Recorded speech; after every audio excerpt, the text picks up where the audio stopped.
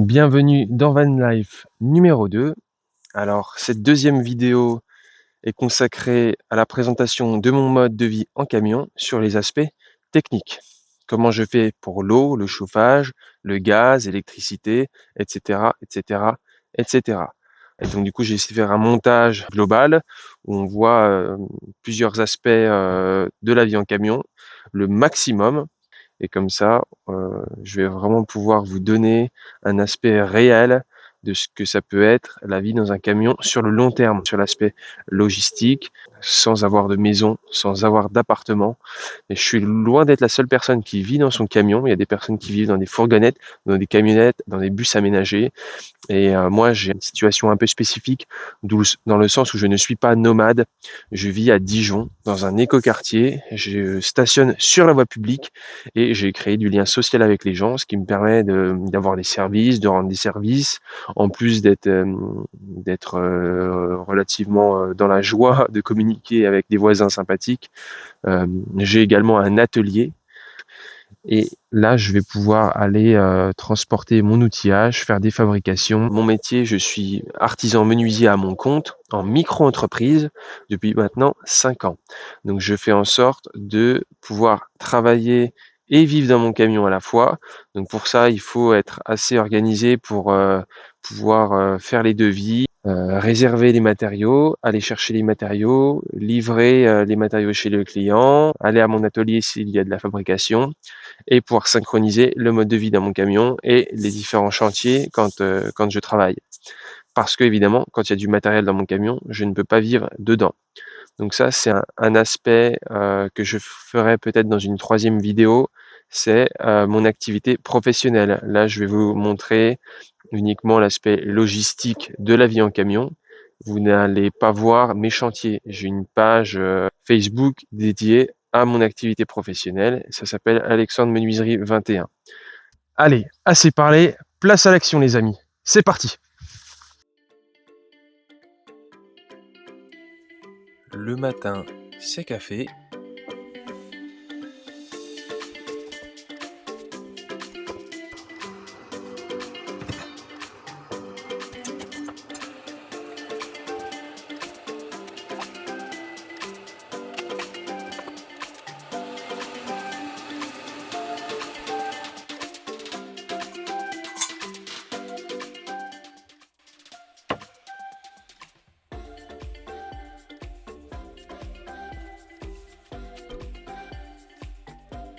Café du matin, obligatoire pour passer une bonne journée.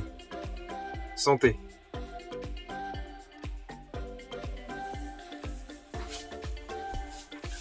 Donc voilà, après c'est complément alimentaire, donc ça m'est bien utile parce que je suis pas mal sportif et je bosse beaucoup, donc j'ai une vitamine au fond, des minéraux et du collagène, donc ça fonctionne bien.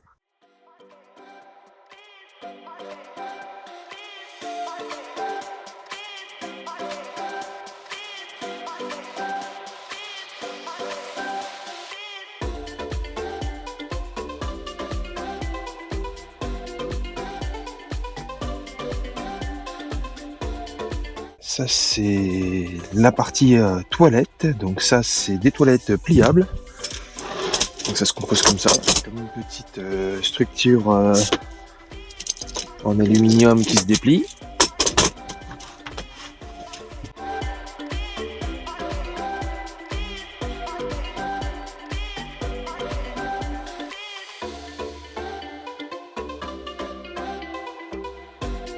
Là, c'est parti pour les exercices du matin. C'est des exercices que je fais tous les matins depuis plusieurs années et ça me permet d'être chaud pour passer une bonne journée.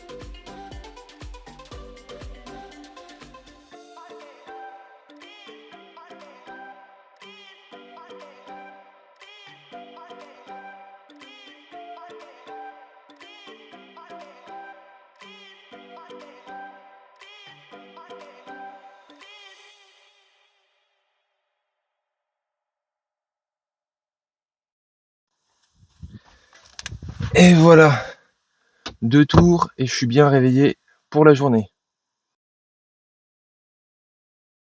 Donc là, on est sur le côté droit de ma cuisine où j'ai mon jerrycan d'eau mon évier, des rangements, quelques accessoires pour cuisiner et de l'équipement. Là, je vais vous montrer comment je remplis et comment je vide mon jerrycan. Alors, ça, c'est ma réserve d'eau pour le camion, pour ma cuisine. J'ai 20 litres.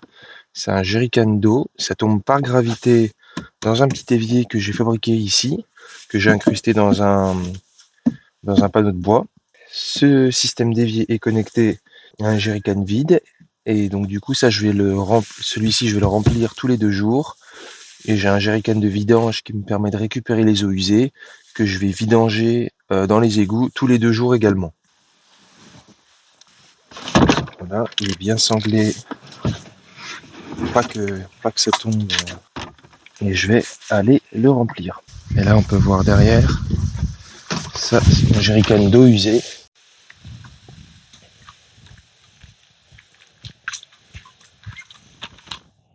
Donc, pour remplir son eau, on trouve des points d'eau et on remplit assez facilement.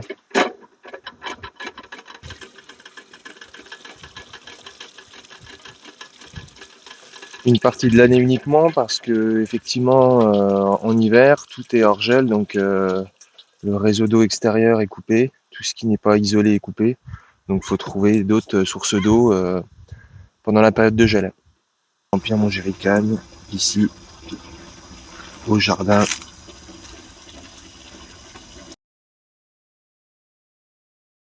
Donc pour l'hygiène dans mon camion, j'utilise 3 techniques. La première, c'est la technique qu'on voit à droite, savon d'Alep et gants de toilette.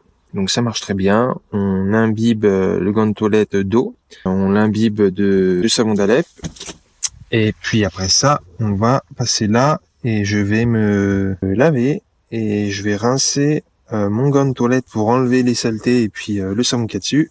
Je vais faire 2-3 rinçages de mon corps avec une eau claire. Voilà pour la première technique. La deuxième technique ici pour me laver, c'est des lingettes. Alors là, j'ai enlevé le papier emballage, mais en gros, c'est des lingettes pour nettoyer les personnes âgées, mais ça marche aussi avec les lingettes pour bébés. Et voilà, en fait, c'est des lingettes tout simplement, et ça fonctionne très bien. J'en utilise 4 pour chaque lavage, 2 pour le haut, 2 pour le bas. Donc voilà, là, je vais installer ma douche suspendue. Donc en été, ça fait toujours plaisir de prendre des douches à l'extérieur. Donc là, c'est une petite douche qui est dans cette petite pochette, assez compacte. À l'intérieur de cette poche, j'ai ma douche souple et un petit système de corde avec un mousqueton autobloquant. Ici, j'ai du savon, j'ai une petite gamelle pour mettre le savon et j'ai une réserve d'eau de 4 litres que je vais transférer dans ma poche souple. Et 4 litres d'eau, ça suffit largement pour prendre une douche nickel. Donc voilà, là je vais remplir ma douche.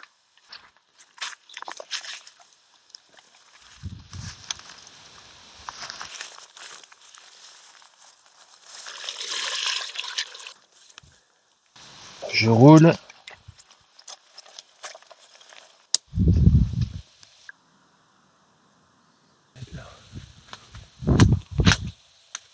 Hop. Donc en fait, il y a un mousqueton autobloquant. Et en fait, c'est assez simple à mettre en place. Le plus dur, c'est de balancer le mousqueton dans l'arbre, mais après, on a l'habitude. Je passe dans le mousqueton. Donc 4 litres, ça me suffit pour prendre une douche.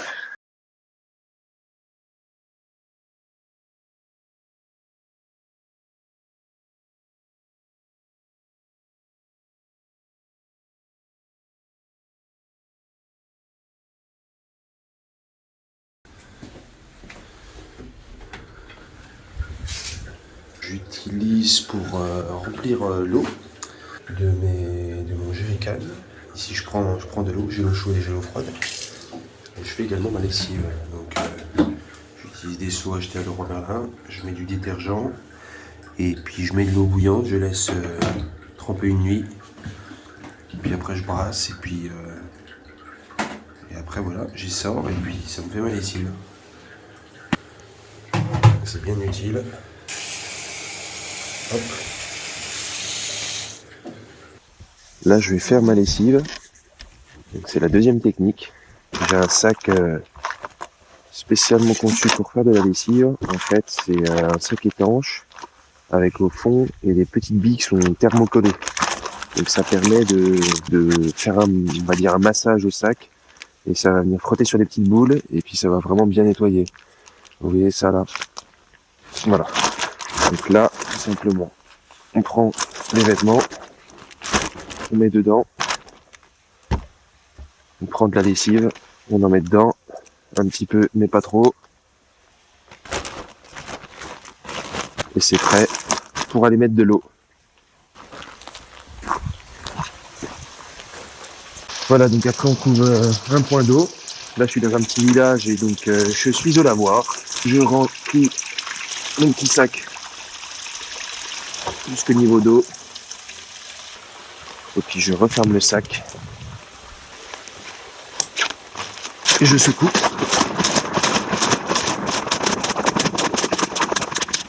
Ça va glisser. Puis je vais laisser tremper. Moi je laisse tremper une nuit. Et puis après je fais le rinçage demain. Comme ça, ça a bien le temps de tremper. Ça nettoie plutôt bien, c'est comme une machine à laver en fait, hein, c'est aussi propre. Pour les gros pantalons, faut vraiment une machine à laver. Pour les pantalons plutôt fins et puis les vestes un peu plus fines, on peut également l'utiliser. On peut mettre pas mal d'habits dedans, donc c'est plutôt efficace. Voilà, c'est une des techniques que j'utilise pour laver mon linge. J'ai récemment investi dans un appareil très utile. C'est on va dire une réserve d'énergie électrique. Donc c'est une grosse power bank, c'est un gros générateur électrique. Ça n'a pas vraiment de nom bien défini. En tout cas, c'est très utile. Donc ça, c'est la marque Jackery. C'est Jackery Explorer 500. Et en fait, qu'est-ce que c'est ? C'est la même chose que ça, en beaucoup plus gros. Un système qui permet également d'être rechargé directement sur panneaux solaires. Donc en fait, c'est plusieurs batteries lithium. En fait, ça nous fait une grosse réserve d'énergie. Ici, on a 550 Wh. Donc ça vous parlera sûrement pas, mais moi, ça me fait quand même une semaine de réserve d'énergie, ce qui est quand même bien. Ici, on a une prise 230 volts qu'on active, où on peut recharger des appareils jusqu'à 500 Wh et 1000 watts en pic. Ici, on a 3 ports USB. Ça, c'est ce que j'utilise le plus.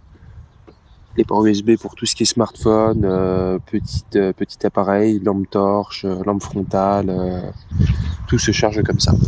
Et également, on peut recharger certains appareils avec une prise cigare. Voilà. Lui-même, cet appareil, j'ai 3 manières de le recharger. La première manière, c'est de le recharger sur secteur. La deuxième manière, c'est de le recharger au solaire. Et la troisième manière, c'est de le recharger sur le port allume-cigare de notre véhicule. Donc c'est ce que je fais quand je roule ou je me déplace. On va venir accumuler l'énergie dedans et après l'énergie va rester stockée pendant des mois et des mois. Donc ça c'est vraiment mon groupe électrique principal dans mon camion. C'est ça qui me permet d'être autonome en énergie. Là, je suis sur une installation solaire, donc j'ai acheté un panneau solaire de la même marque qui permet d'être connecté directement, comme ça. Ici, on vient le connecter directement, donc c'est vraiment pas mal. Et donc là, ici, on va venir prendre directement le soleil. C'est un système qui est autoportant, avec ce fameux panneau solaire. Et donc là, par exemple, on est à 52 Wh. Sachant que sur secteur, on est à 84 Wh. On a quasiment plus de la moitié de la puissance d'une prise. Donc là, à 75% de charge, bientôt, dans quelques heures, je serai totalement chargé. Bien sûr, on peut utiliser d'autres panneaux solaires qui sont plus volumineux, qui sont plus gros, pour pouvoir avoir plus d'énergie. Mais moi, c'est un système qui se plie. Donc c'est quelque chose qui est vraiment pratique à utiliser. Donc, c'est pour ça que j'ai choisi ce modèle-là. Il se range à l'avant de mon camion. Et ça, c'est vraiment top. Donc la troisième manière de remplir le générateur électrique, c'est tout simplement de connecter la prise allume-cigare sur la prise allume-cigare et ça charge. Donc ça c'est des petits panneaux solaires que je viens placer, comme son nom l'indique, au soleil et que je mets souvent sur le pare-brise de mon camion. Donc ici on a des câbles USB par exemple, je vais pouvoir venir connecter. Ça comme ça ici. Parce que je me recharge également sur des bornes des prises secteur chez mes clients ou à d'autres endroits. C'est un des moyens qui permet d'avoir les beaux jours un petit peu d'énergie. C'est important de minimiser ses besoins énergétiques et donc ces appareils, prendre des appareils à faible consommation, baisser un petit peu l'intensité lumineuse de nos lumières et puis mettre des choses trop puissantes. Mais c'est un bon système, en tout cas le panneau solaire, ça marche plutôt bien. Là, je suis en train de remplir mes bouteilles de gaz. Donc, je remplis ces petites bouteilles de gaz avec ma grosse bouteille de propane que je remplis avec du GPL, du gaz de pétrole liquéfié, que je remplis à la station-service. Donc, je remplis d'abord la grosse. Il y a 13 kg de propane et après je remplis les petites. Et là, je vais remplir les petites. Donc, j'ai un adaptateur que je connecte la bouteille, j'ouvre la vanne de la grosse bouteille, j'ouvre le raccord et là ça va remplir.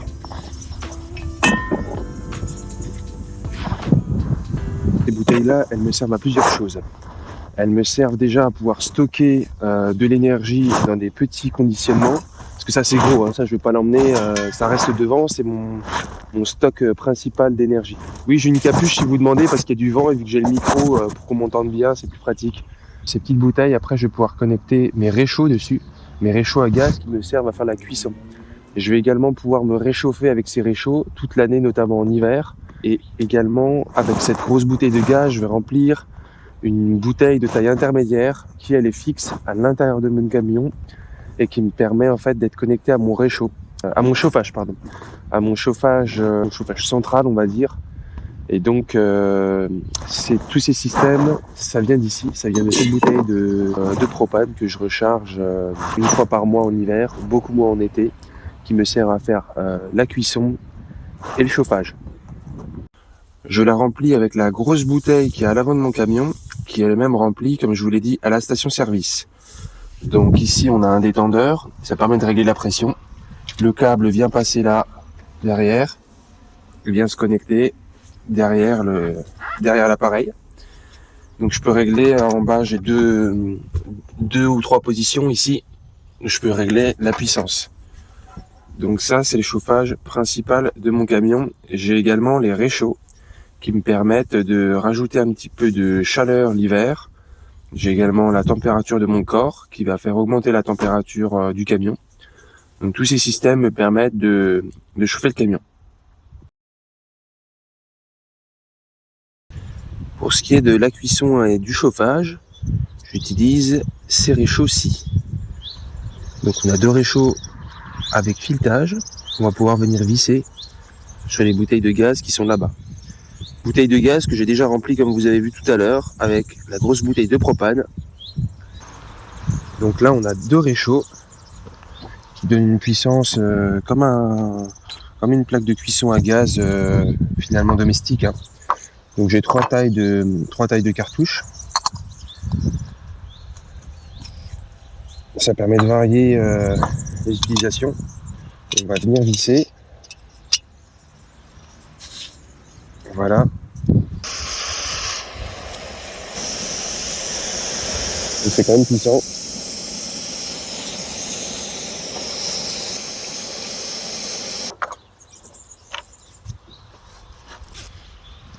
Donc troisième réchaud. C'est un réchaud un peu spécifique, c'est un réchaud multicombustible. Donc lui, je peux le connecter également avec une cartouche rouge que vous avez ici. Donc sa spécificité à lui, c'est que je peux également le connecter avec une autre bouteille qui est ici.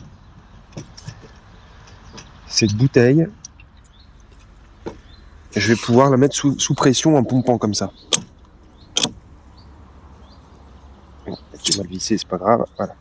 Je vais pouvoir la mettre sous pression en pompant. Et c'est une bouteille multicombustible. Donc c'est-à-dire que là-dedans, en fait, à l'intérieur, on a du liquide.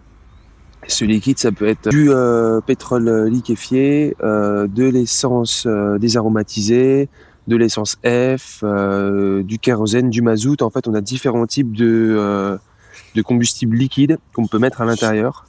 Donc c'est un peu plus d'entretien que le gaz. Le gaz c'est plus propre, mais là l'avantage c'est que quand on est en pénurie de gaz ou qu'on peut pas en trouver en station-service parce qu'il y en a pas ou il y en a plus en stock par exemple, ben on peut aller dans des magasins de bricolage ou même utiliser l'essence du véhicule vraiment en cas de dernier recours. C'est les réchauds qui sont utilisés dans les expéditions en Arctique, dans les expéditions un peu partout. Voilà, Mike Horn, c'est ce qu'il utilise quand il part. Pas ce modèle-là, c'est un modèle MSR qu'il utilise, donc c'est la même marque que ça. Mais le principe, c'est de pouvoir recharger ses bouteilles un peu partout dans le monde. Donc, c'est des réchauds à multicombustible. Donc ça, c'est vraiment pas mal. Donc voilà, je vous ai présenté 3 systèmes de cuisson et de chauffage qui sont très utiles dans mon camion, qui sont assez compacts, faciles d'utilisation. Et voilà. Là, je vais préparer à manger. Donc, je vais couper et peler mes pommes de terre.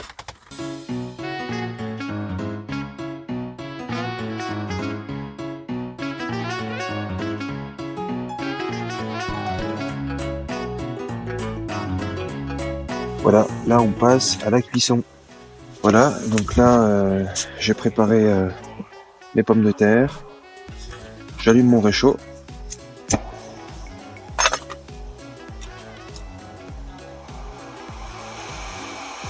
Et voilà, je fais cuire la nourriture comme ça. Voilà, on se laisse pas mourir de faim. C'est des bons pains. Bien riche en calories. C'est important d'être bien nourri, d'être en bonne santé, physiquement et mentalement mis parfois à rude épreuve, donc des bons repas complets, bien dormir. Voilà, et puis c'est important, parfois je prends des compléments alimentaires aussi, tout ce qui est vitamines, minéraux, pour pas être en carence. Et voilà, pour être en bonne santé.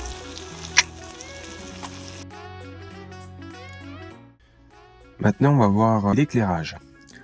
Donc dans mon camion, j'utilise plusieurs systèmes pour l'éclairage. Des petites barres de LED comme celle-là que vous voyez, qui sont réglables. Ça, c'est du 5 volts. Donc ça marche sur des toutes petites batteries. C'est des batteries de téléphone portable hein, que je connecte. On appelle ça des power banks. Il y en a ici. C'est comme ça que je viens alimenter avec des câbles mes 4 principales lampes. Donc là, on a un joli spectre blanc. Là, on a un spectre qui est plus jaune. Voilà, ça se règle en intensité également. J'ai également des lanternes, toujours sur les bouteilles de gaz. Ça fait un petit peu de chaleur et puis en même temps, ça permet d'éclairer. Donc j'utilise également des lampes avec des diffuseurs. Donc on utilise des piles. Hein. C'est les mêmes piles que pour les cigarettes électroniques. Les piles Digit 650. Voilà. Et également encore un autre système, une petite lanterne, toujours en USB. Donc ça permet vraiment d'être polyvalent, d'avoir des petits systèmes modulaires et mobiles.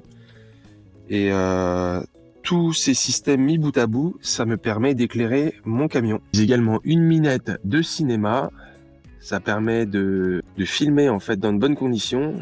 Et puis ici, je peux mettre différentes couleurs, différentes intensités. Voilà, je vais passer vraiment en jaune, jaune, jaune. Et après, je peux repasser vraiment en blanc. Donc ça, c'est pareil, c'est sur USB. Ça se recharge avec une petite batterie qu'il y a ici. Les mêmes batteries que je vous ai déjà présentées.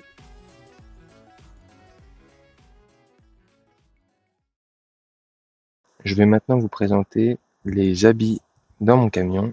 En sachant que le chauffage ne suffit pas à me chauffer entièrement dans mon camion aménagé, j'utilise beaucoup d'habits assez spécifiques pour pouvoir vivre toute l'année d'une manière confortable. Les habits que j'utilise, ils viennent souvent du milieu de la randonnée, du trekking, parce qu'en fait, on a besoin souvent d'habits respirants qui tiennent chaud et qui évacuent rapidement la transpiration. Ce qui finalement est idéal pour la vie dans son camion également. Donc là, nous sommes en plein été, évidemment, j'ai pas besoin de tous ces vêtements. Là, j'en ai sorti une partie pour vous les présenter. Là, l'été, on peut juste mettre un t-shirt en synthétique et un short en synthétique Décathlon, des chaussures de marche quand on va n'importe où, ou des chaussures un peu plus habillées, et ça va très bien en fait. Première couche. Les premières couches que j'utilise, elles sont déjà de différentes épaisseurs. Ça se compte en grammage, donc parce que j'ai du très fin au très très épais. Donc le plus fin, ça va être le 110 grammes au mètre carré. Ce modèle-là que je vous montre, c'est un modèle hybride qui est un mélange de synthétique et de laine qui présente les avantages de la laine et les avantages du synthétique. C'est-à-dire que les avantages de la laine, c'est que même mouillé, il va tenir chaud. On va devoir le laver beaucoup moins souvent parce qu'en fait, la laine a des propriétés antibactériennes et c'est les bactéries qui créent les odeurs dans les vêtements. C'est pour ça que le synthétique sont si mauvais. Du 230 grammes au mètre carré que j'utilise pour sortir, que je mets en complément avec un pantalon. Je préfère superposer les couches comme ça. Ce pantalon là est très fin, c'est un pantalon que je mets même l'été. J'ai des pantalons en nylon plus épais, des jeans qui sont encore plus épais. Et je vais venir superposer ces couches pour m'apporter de la chaleur et de la modularité et ne pas trop transpirer, et c'est très bien. J'ai une variante en 100% laine, il sera 600 grammes au mètre carré, c'est très épais, donc ça je vais l'utiliser uniquement pendant les périodes les plus froides de l'hiver avec un pantalon en duvet synthétique que je vais coupler ensemble et ça va m'apporter le maximum de chaleur. J'ai également une variante de ce caleçon long qui est en full synthétique et celui-là je peux l'utiliser quand je veux faire une grande marche un peu en hiver ou etc. et que je sais que je vais transpirer, je prends du 100% synthétique. Ok, pour les t-shirts à manches longues, c'est la même chose. On a différentes épaisseurs et différents matériaux utilisés. Celui-là, c'est Icebreaker, on s'en fiche de la marque, mais je les adore. 260 grammes au centimètre carré. Et celui-là, c'est un 100% laine. Il est très doux et je l'adore.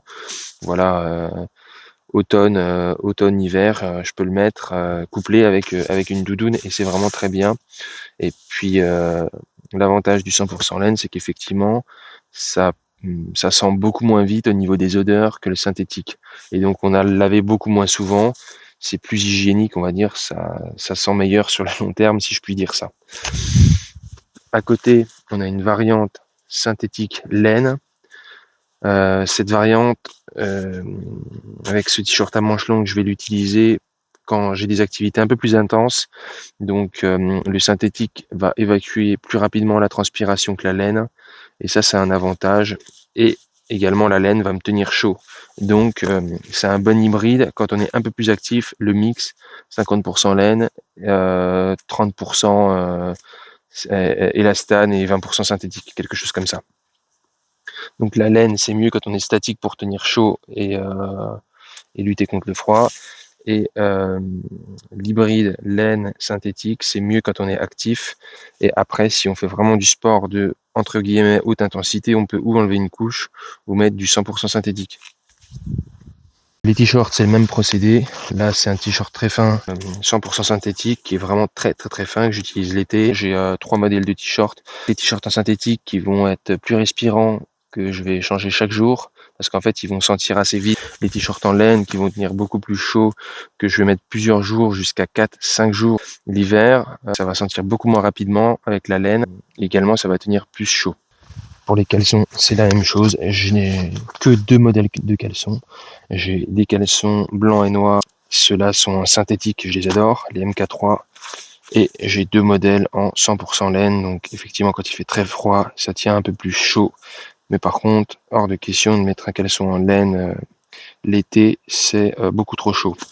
Les chaussettes, c'est pareil. Donc j'ai les chaussettes courtes de marche. J'ai les chaussettes moyennes de marche un peu plus épaisses. Et j'ai les chaussettes hiver. Donc ça, c'est un mix laine synthétique qui sont elles également montantes. Donc ici, je peux utiliser uniquement des chaussettes de randonnée parce qu'en fait, elles sont tellement techniques et tellement pratiques que je n'utilise plus de chaussettes en coton ou de chaussettes achetées dans le commerce. J'utilise que des chaussettes de randonnée de la marque X-Bionic. Maintenant, les vestes et les doudounes. Là, je vous ai mis 2 modèles de vestes et doudounes. Ça, c'est une doudoune Patagonia la Nanopef Hoodie. C'est un modèle assez connu en fait dans le monde de la rando. Et donc il est très bien parce que déjà c'est en synthétique. Donc on peut le laver beaucoup plus rapidement que si c'était en duvet d'oie parce que le duvet d'oie demande un entretien particulier. Celui-là, on peut le laver en machine à laver sans plus de précautions que ça. Donc, comme vous pouvez le voir, c'est assez compact. Ce qui est pratique quand on a peu d'espace dans son véhicule, comme moi dans mon camion. Donc on veut se déplacer avec un petit sac à dos en ville ou pour aller travailler, etc. et avoir une petite veste qui tient chaud. Donc c'est très compressible. Et en même temps, ça vient être assez gonflant avec cette matière en Primaloft synthétique qui va apporter pas mal de chaleur. Donc ça c'est bien. Cette doudoune, elle va être pratique en superposition de couches. Cette doudoune, je vais la coupler avec un haut à manches longues en laine. Ça, je peux l'utiliser même en hiver. C'est vraiment un super outil, on va dire. Après, on a un autre modèle un peu plus épais. C'est un modèle là 100% synthétique, hein, avec un petit garnissage à l'intérieur synthétique. Donc ça tient bien chaud. C'est très bien. Donc je vous ai présenté plusieurs vêtements en sachant que j'ai pas tout mis ici. Donc je vais maintenant vous montrer comment j'organise les différentes parties dans mon camion pour le rangement. Donc on va commencer par la partie avant. Ici, j'ai différentes choses utiles, hein, une batterie pour charger le véhicule, un triangle de signalisation, une petite caisse à outils, du lubrifiant, une pelle. Donc là, je suis en mode vacances. Donc du coup, j'ai pas pris mon outillage, mais toute l'année à l'avant de mon camion, j'ai quand même une grosse bouteille de gaz. J'ai mon panneau solaire. Donc l'organisation à l'intérieur de mon camion. Sur le côté droit, je vais avoir ma cuisine avec mon jerrycan, mon évier. Sur cette colonne-là, je vais avoir tout ce qui est produits consommables en tout genre, WD-40, voilà, etc., etc. Ici, j'ai des trousses avec ce qu'il faut pour le soin, j'ai du papier toilette, etc. Encore des accessoires de cuisine. Ici, j'ai de la nourriture. Ici, au niveau de ces rangements, j'ai tout ce qui est nourriture. Donc, je stocke dans des bocaux en verre. J'ai du riz, donc tout est stocké dans des boîtes, ce qui est plus ou moins sec. Ici, j'ai pas mal de choses qui sont suspendues, des gourdes, mes clés, petites pochettes pour ranger des accessoires. Et derrière, j'ai une batterie de cuisine avec des gamelles. Sur le côté gauche, des caisses avec des accessoires dedans. On a mon lit, des casquettes, caleçons, chaussettes.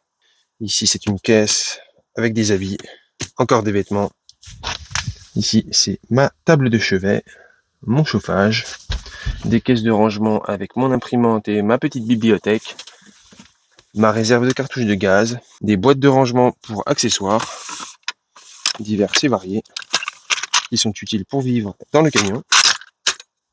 Ici, je suspends mes vestes. Ici, j'ai une réserve de nourriture, encore une fois. Une caisse administrative. Ici, je stocke pas mal de sacs et je suspends mes toilettes. À ce niveau-là, je vais stocker mon oreiller, mon sac de couchage, etc., etc. Encore ici, je vais suspendre des habits. Et derrière, je vais avoir des caisses pour mettre des chaussures. Voilà en gros comment j'organise l'intérieur de mon camion. À l'arrière de mon camion, j'ai mon vélo. Quand je me déplace et que je prends mon vélo, donc, parce que je fais pas mal de sport et le vélo est un moyen de me détendre. En plus d'être un moyen utilitaire pour faire les courses, éventuellement aller voir des clients. Le vélo, c'est un super outil, ça permet d'économiser de l'essence. En plus, ça fait plaisir, ça fait du bien à la santé. J'adore faire du vélo et c'est utile pour les déplacements. Hop. Il est attaché avec un cadenas et on l'enlève très facilement.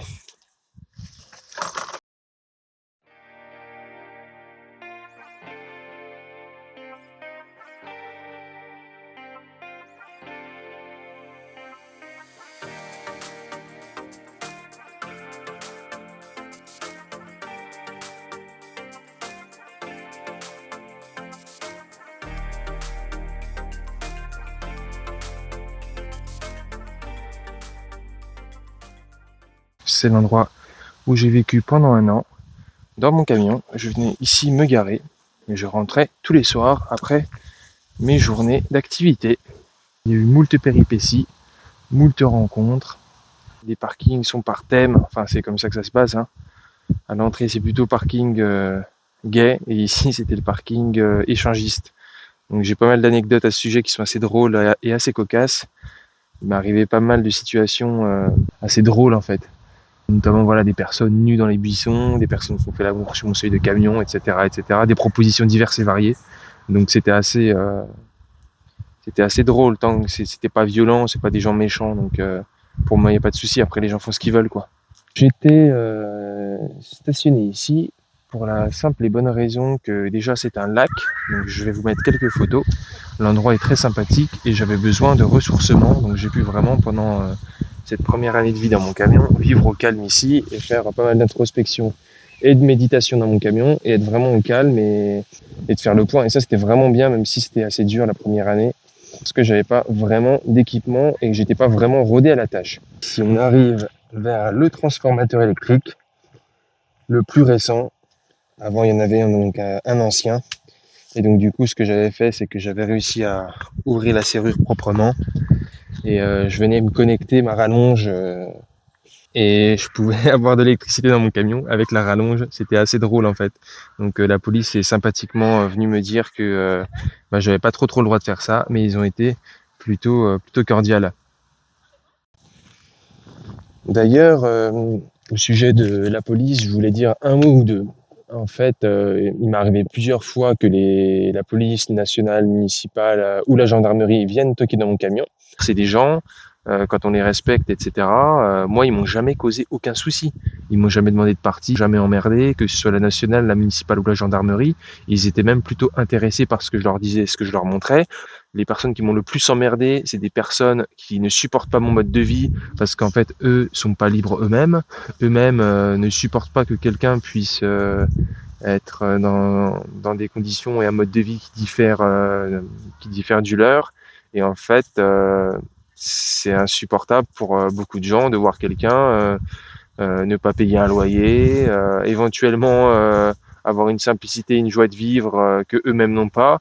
Et on sait bien que quand les gens n'ont pas quelque chose, pour la majorité des humains, ils médisent, ils préfèrent rabaisser ceux qui ont plus qu'eux, malheureusement. Ouais, donc je tenais également à vous montrer cet endroit. C'est les toilettes que j'utilisais.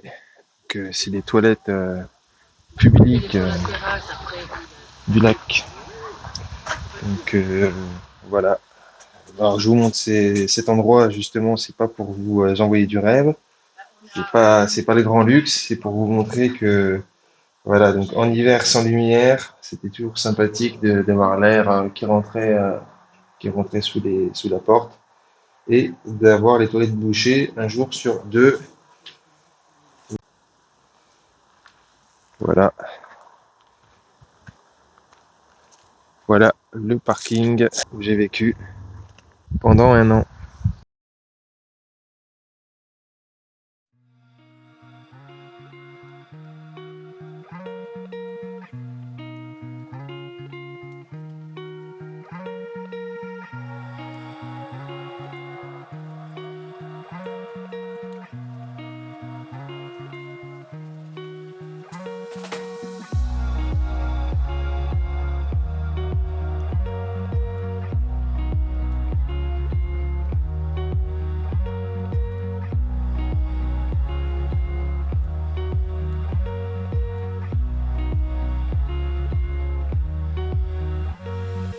Should've known better than to trust in love. It's like this whole world keeps on messing it up. Yeah, I thought that I could do better if I just believed. I'm thinking back to when you were in the sweater that you got from me.